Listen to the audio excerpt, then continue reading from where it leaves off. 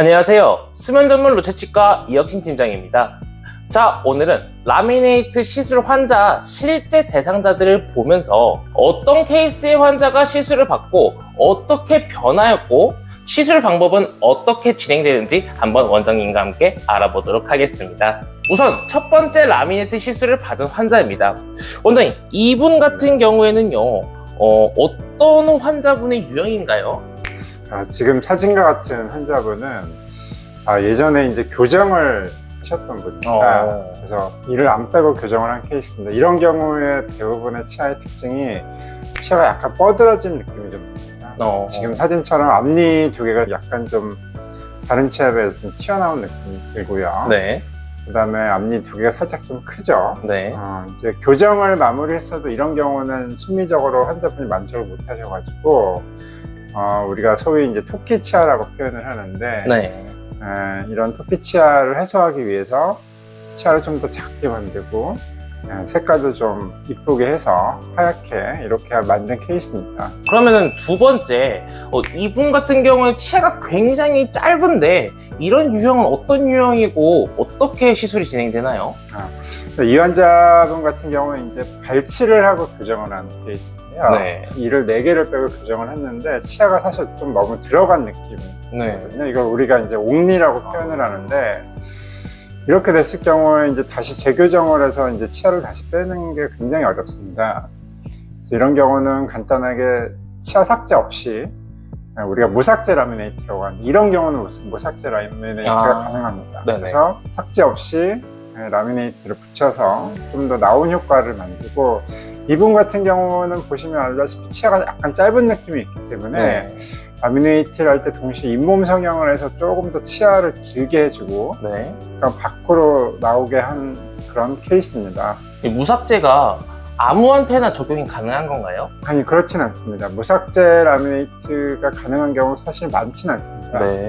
이렇게 옥리 치아가 좀 많이 들어간 케이스나 아니면 우리가 틈이 있는 경우, 이런 경우는 무삭제 라미네이트가 가능한데, 나머지의 경우는 사실 무삭제 라미네이트는 불가능합니다. 왜냐하면 무삭제 라미네이트를 하게 되면 치아가 좀 더 밖으로 나온 느낌이 들기 때문에 대부분의 케이스에서는 무삭제 대신에 채소 삭제로 진행을 하고 있습니다. 무조건 무삭제가 가능하다, 이거는 다 과대가 그거는 100% 과대가 겁니다.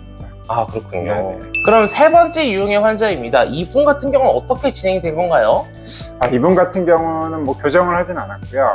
치아는 사실 어느 정도 가지런 한데, 환자분이 이제 치아 모양과 색상을 좀 더 밝게 하기 위해서 본인은 이제 심미적인 목적으로 라미네이트를 하러 찾아오신 분이었는데, 치아 삭제를 좀 되게 꺼려 하셨습니다. 그래서 본인은 무삭제로 원하셨다 그래가지고 그러면은 뭐 무삭제를 하면 사실 치아가 약간 튀어나올 수가 있는데, 환자분 같은 경우는 치아가 뭐 그렇게 튀어나온 형태도 아니었기 때문에 환자분이 원하셔가지고 무삭제로 색깔 좀 하얗게 하고 모양을 조금 더 이쁘게 해서 이렇게 무삭제로 진행한 케이스입니다. 이분은 무삭제가 가능했던 그래도 케이스네요. 네네네네. 이런 경우는 뭐 라미네이트 두께를 굉장히 얇게 하면 무삭제가 가능하기 때문에 무삭제로 진행했습니다. 마지막 네 번째 환자입니다. 이분 같은 경우에는 돌출이 굉장히 많은데 돌출된 치아라고 표현을 하는 것이 맞는가요, 원장님? 네, 그렇죠. 치아가 어쨌든 밖으로 좀 뻗어진 느낌이 좀 많이 되기 때문에 사실 이런 경우는 첫 번째 교정을 좀 권유를 해드립니다. 교정 기간이 뭐 2년에서 3년 정도 걸리겠지만 일단은 첫 번째 치료는 교정을 해야 되는데, 이제 환자분께서 자기는 2년 이상 교정을 할 자신이 없다. 그리고 교정기를 끼고 있을 만한 상태가 아니었기 때문에 본인은 어떻게 하든지 그냥 라미네이트로 좀 해결을 했으면 좋겠다.